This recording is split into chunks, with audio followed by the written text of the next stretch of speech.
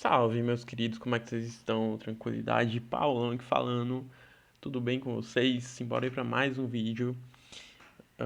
Já deixa o like aí, né? Se inscreve no canal e simbora. Hoje eu vim trazer aqui pra vocês algumas noções, né? De salário para programação. Muita gente fica falando, a área de programação é top, a área de programação é ruim, paga pouco. Mas o que de fato vai fazer a diferença, né? Para você receber o melhor salário? E aqui eu trouxe algumas bases para você ter uma noção, né? Um dos fatores que a gente pode observar aí é, de fato, só de olhar para essa tabela, a localização que você vai atuar e também o seu nível de aprendizado, né? Se você sabe de forma mediana, você vai ser um pleno, né? E seu salário vai ser mediano. E como um júnior, né? É o seu conhecimento mais básico ali, né? Principalmente a questão de estagiário, certo? Então, um sênior também ali já vai ser um salário bem maior. E varia de região para região.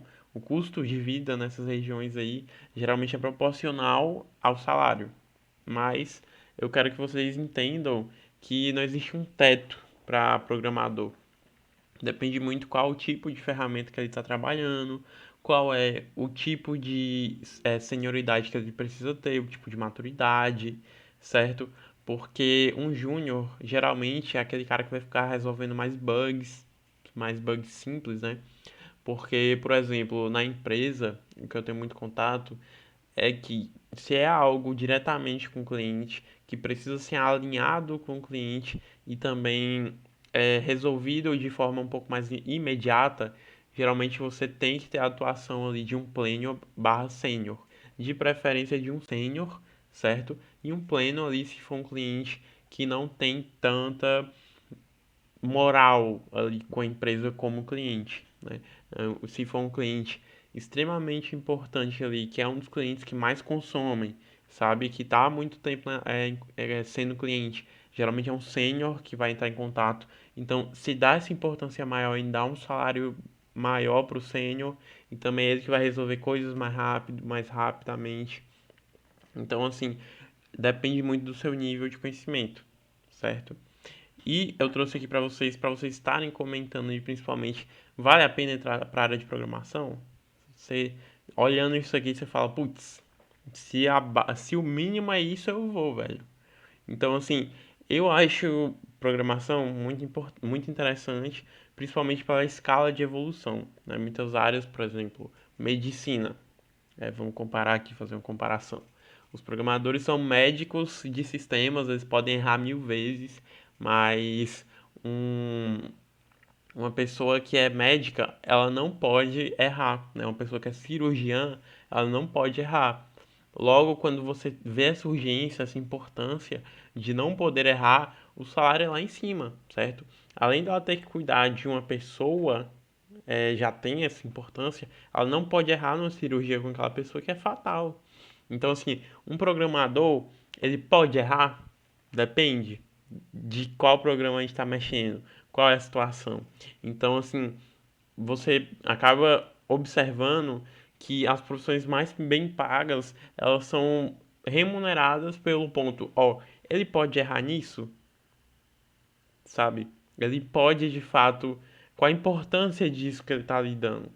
Então, um júnior, ele pode errar, né? Por exemplo, um simples bug que ele resolve ali, ele consegue errar, mesmo que o cliente pegue ali, não vai ser um bug, tipo, ele consertou um bug, mas gerou outro bug. Dependendo do tamanho do bug que foi realocado para ele por ele ser um júnior, não vai, entendeu? 90% das vezes não vai impactar em muita coisa. Agora, por exemplo, chamou o sênior ali porque no ambiente que o cliente está usando deu problema, tem que ser resolvido agora, que é um cliente muito importante. Então, na hora que o sênior ele entra na reunião com o cliente, desde o momento que ele fala um bom dia até o final da resolução do bug, ele tem que trazer uma maturidade, ele tem que trazer uma resolução, certo? Tanto na fala traduzida, né? Porque enquanto ele vê pelo código e fala com o cliente, ele tem que ir traduzindo mastigadinho para o cliente entender e ao mesmo tempo colocando uma postura que o cliente não veja aquela empresa como ruim, né? Então, ele pode muitas vezes até dar uma enroladinha ali no cliente, dar uma engabeladazinha, né? Enfeitar mais o bug. Não, é que isso aqui aconteceu por um detalhe mais técnico, sabe? Mesmo que seja algo realmente um problema interno da empresa. Então, além dessa maturidade de passar para o cliente, traduzir mastigadinho, continuar fazendo com que o cliente tenha uma visão positiva da empresa, ele precisa de fato resolver o problema rapidamente, certo? Então, por isso que essa também é uma profissão bem paga. Então, em programação, assim como o médico, tem coisas que são muito pontuais e que você não pode errar. Porque imagina um sistema que faz contabilização de dinheiro de um banco, por exemplo, um programador ali de um banco. Cara, se ele errar a quantidade de um cliente ali que seja o processo que for dado, né? Por exemplo, alguém teve a quantidade de dinheiro ali alterado por um erro de programação em um banco, se o cliente perceber e processar, é uma causa ganha de muitos mil reais que aquele cliente pode estar tirando do banco. Então, assim, uma programação, bem como medicina, são coisas parecidas, mas a escala de aprendizado barra recompensa por aprendizado em programação, ela é gradativa. Já a medicina, por exemplo, uma profissão. Por que que eu estou comparando com medicina, tá? Muito importante pontuar isso. Porque eu acho, acredito, a profissão uma das profissões mais bem pagas e com porta de entrada, assim como programação. Ah, por que que eu não comparo com um juiz? Porque tem muitos poucos juízes, mas tem muitos médicos, assim como tem muitos programadores. Mas não existem muitos juízes, por exemplo. São cargos bem mais contados, né? Acho que tem poucos juízes no Brasil. Mas tem muitos médicos, tem muitos programadores, por isso que eu estou comparando. E também são profissões, é uma profissão bem paga e que a pessoa não pode errar, assim como programação. Então, assim, a pessoa estuda 5 anos ali para fazer medicina. Quando ela terminar, ela já vai chegar naquele nível, né, muito mais rapidamente ali para ganhar um salário maior, porque ela estudou bastante e ela já tem um conhecimento ali para não errar. Claro que ela vai passar por um período de experiência, mas, sabe, o salário é meio que garantido, assim, meio que de cara, um salário maior, certo? Enquanto mais ela mexe com coisas que não se pode errar, mais ela recebe, assim como programação, né? Só que programação você não precisa estudar 5 anos da vida. Um ano que você estuda, por exemplo, que foi o meu tempo que eu estudei, eu já tive minha recompensa 1 ano e 3 meses, certo? Mas eu comecei, por exemplo, comecei a estudar na minha faculdade em 2021, comecei na faculdade, entendi melhor a programação em novembro de 2021 e na metade de 2022 eu já estava com a minha primeira oportunidade como estagiário. Então, assim, foi uma curva de aprendizado barra recompensa muito interessante. Após um tempo, né, mais um tempo, depois que eu passei como estagiário, inclusive, durante um ano, né, então do mês de 2022 para o mês de 2023, passei um ano como estagiário e a recompensa, graças a Deus, veio. Nem sempre a recompensa vai vir, às vezes vai ser preciso frear um pouco, às vezes a recompensa vai ser negada por um tempo até você conseguir uma próxima oportunidade, sabe? Essas coisas acontecem e às vezes não é culpa sua, só que você não pode desistir.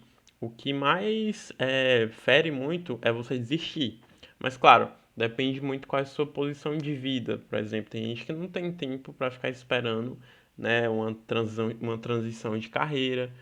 Então, assim, eu como jovem tenho muito apoio da minha família. Tem gente que não tem, infelizmente, mas às vezes dá um jeito aí de conseguir transacionar a carreira, conseguir transacionar de empresa, até uma transição de empresa de uma pessoa que está atuando já na área e infelizmente tem que sair da empresa por um motivo, é muito complicado. Que é uma vantagem, né, dos médicos, por exemplo, e que conseguem é, ganhar muito dinheiro e também ter sempre, né, demanda de trabalho. Programação é um pouquinho mais complicado, certo? É um pouquinho mais delicado, principalmente nos primeiros momentos aí de vida da sua carreira, tá? Você precisa ter uma estrutura boa. Se você não tiver, você vai ter que correr um pouquinho, sabe? Mas eu já vi muito mototáxi, eu já vi muito cara pegando no pesado, o cara que cuida de energia elétrica, que sobe em poste, conseguir transacionar a carreira, mas essa questão de você, eu acho, acredito, né, que se você consegue sua primeira oportunidade, agora é mais se manter o máximo possível e aprender o máximo possível. Se sair, é se virar novamente como fazia, né? Tem gente que vive a vida se virando, se depara com programação, estuda bastante, consegue a primeira oportunidade e, né, explora o máximo que dá, retira daquilo o máximo que dá. Bom, esse vídeo não foi só para mostrar para vocês os salários, tá? Esses aqui são salários da base de 2022. Não sei como é que tá esse ano, 2023, mas a área de programação tá ficando mais tranquila, principalmente porque tem um chat GPT para te ajudar, tem N formas de você estudar, certo? Tem vários vídeos aqui no canal que eu dou dicas, certo? São dicas que eu foquei principalmente nas dores principais aí, como conseguir a primeira oportunidade, enfim. E esse foi um vídeo para te dar uma noção, né, da área de programação e o porquê alguém é mais remunerado que outra pessoa, né, na área de programação, esse tipo de coisa. A tecnologia, né, é o último ponto que eu queria falar. Isso varia muito, tá? Mas não é um fator definitivo, certo? Estude tecnologias atuais, mas se você souber tecnologias um pouco mais antigas, você não vai ficar na mão. Tem muita empresa aí que pede para você saber Delphi, e são empresas grandes, às vezes, tá? Então é isso. Esse foi o vídeo de hoje. Espero que você tenha gostado dessa visão, dessa noção da área de programação. Muito obrigado, tá? Deixa o like aí, se inscreve no canal e tamo junto. Um abraço do Paulão e simbora.